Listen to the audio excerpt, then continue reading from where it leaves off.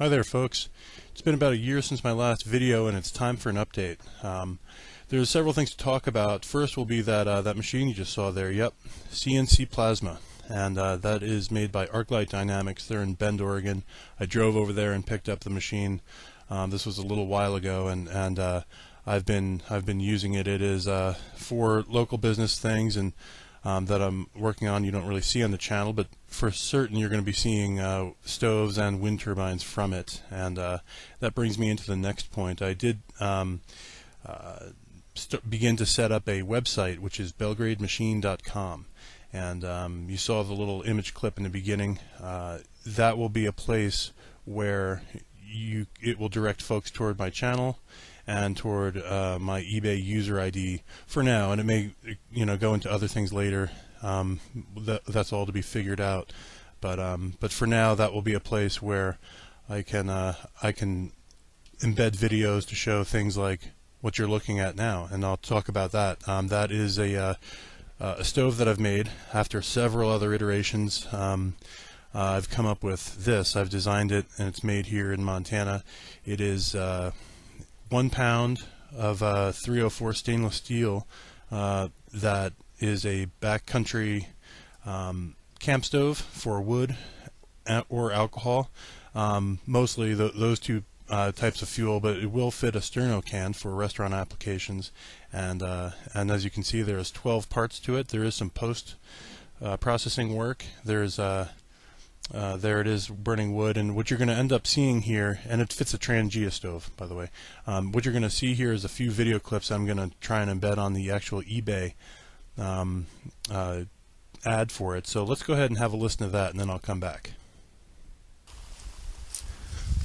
Okay, this is a video on how to assemble your stove. So first, you remove the two bands. Then you spread out your parts. Here you have 4 sides, the front wood door, and then the 3 walls. They are identical. You have 2 frame members and an ash grate. You start with the 3 walls. They go together like this. You want to make sure that you leave these 2 ends up. So those 2 slots point up, okay? Because that's the bottom. Then you take your 2 frame members, and note that there's a little notch here. When you put these in, give them a little twist. Slide them all the way through, and then you twist them back, and it kind of locks them into place. You have 2 of those, so you put the one in the front as well.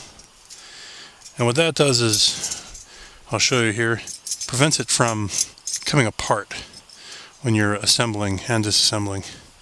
Then you take your ash grate. It doesn't matter whether it goes in like this or like that, but you want these ends to point down. Those are the bottom.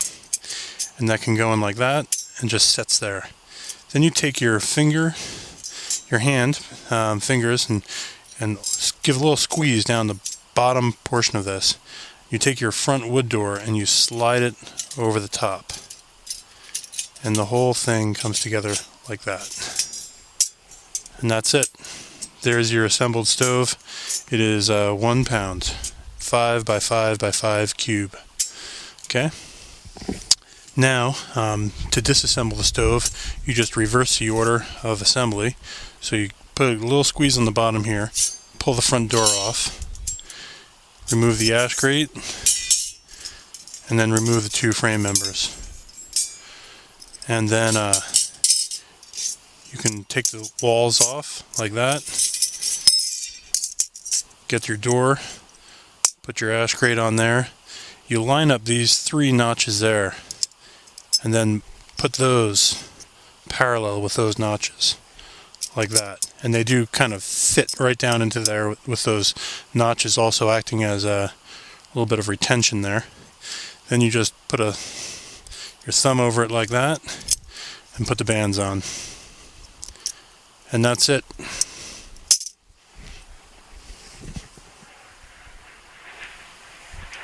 Okay, so all stoves will come with the additional accessories. The additional accessories do pack into the stove, as you can see. this contains them. They add 5.3 ounces for a total of 21.1 ounces if you choose to pack them in. Otherwise, the ordinary stove, the basic stove, is 15.8 ounces. So that's a consideration you'll have to make and decide if they're useful to you. I find them useful. So let's go ahead and take it apart and assemble it. I'll put it aside, and I'll explain all these parts. You saw earlier you have your 4 walls, the front door and the 3 sides. That's part of the basic stove.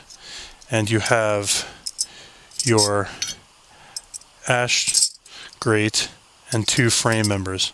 So that's the basic stove. That's all you really need to to put the stove together. Then with the accessories, again, they are included. There are 2 identical frame members. You have an upper and a lower heat shield, and you have a Trangia plate. Okay, so let's put those aside, assemble the stove, and I'll show you how they work. Okay, so very quickly here, let's just go ahead and assemble the stove.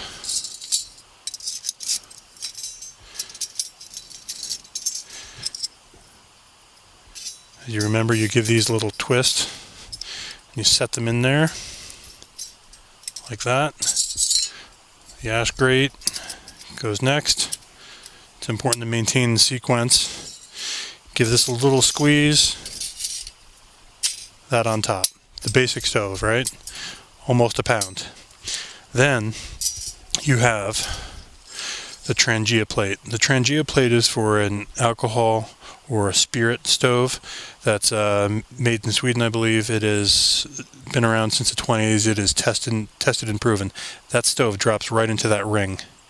And then this, you see the side holes there. That just fits in there and like that.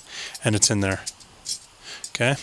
So that once the stove's in there, the alcohol stove, you have about an inch between the upper lip of the stove and the bottom of your pot, and that's a good distance. That's a very effective piece right there. Let's go ahead and take that out aside. You know, if you don't have an alcohol stove, no need to pack that in, right? But I would highly recommend getting one of those. Then you have your frame members. Now, these can also fit on the top. If you had something smaller, like a canteen that would have otherwise fallen through, or perhaps you can just grill something right on top of there. They are stainless, the whole thing. Every part is 20 gauge stainless steel.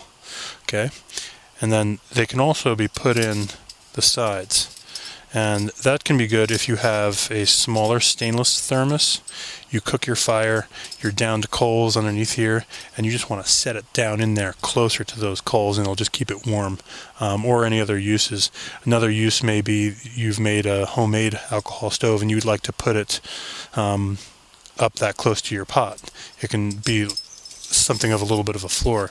These will, in fact, drop down and fit in here if you find that to be necessary. They're a little snugger of a fit, but they do work on the middle level as well. So just for your consideration, it makes it's just one other thing it can do if you find a need for it. Okay, then you have your upper and lower shields, heat shields. This one just sits down the bottom like that and just goes right to the bottom. And then your upper shield goes with these ends facing out, and then it just slides in like that. Now it can slide down like this or slide up, and then that little piece can come up like that and close you off completely, or you can do that. That's useful when you're feeding the wood in there, so that you don't have flames coming out all the other direction. And it's also a good gauge for the size of wood. That's actually a little bit larger than you'd probably like. I mean, a 1/2 inch or slightly or smaller diameter is what I would recommend for using for wood burning. Thin to win, as they say. So that's how it all comes together. Those are the accessories. They are included.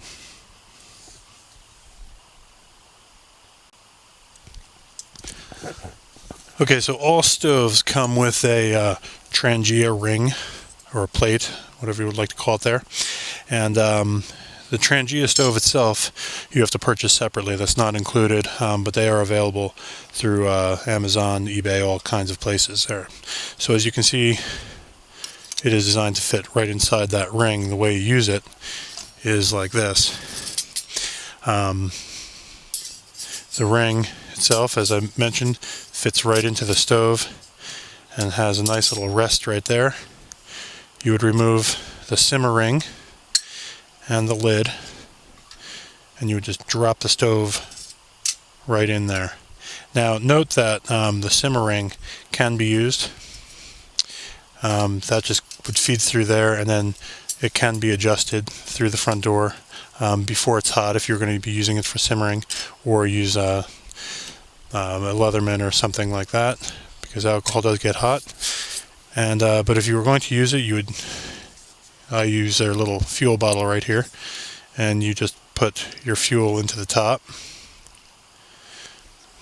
put that away securely and out of the way, and then it's best to take a little stick, I find, this is my way, and just light it up there, and then transfer your fire to the Trangia stove. Although you can't see it right now, that is lit, and alcohol burns very clear, and so it's very effective. It will boil water very quickly when the weather's inclement. That is very helpful.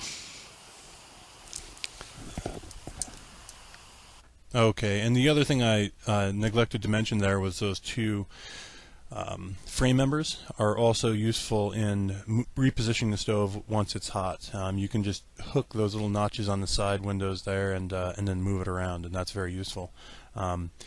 Another thing that you may be interested in commenting on is how open it is, how the grates, it seems to be an excessive amount of air coming in there. Well, I did want to keep it compact and light and small, and I want it to be able to breathe, and I've found through the many other stoves that I made that there's a lot of conditions where you want that to be as wide open as it is, and so I find the burn is fairly good so long as you do let it cook down like that. And there's going to be some practical application videos. The next stage of this will be to run it up in the mountains and show you how I use it. One other thing that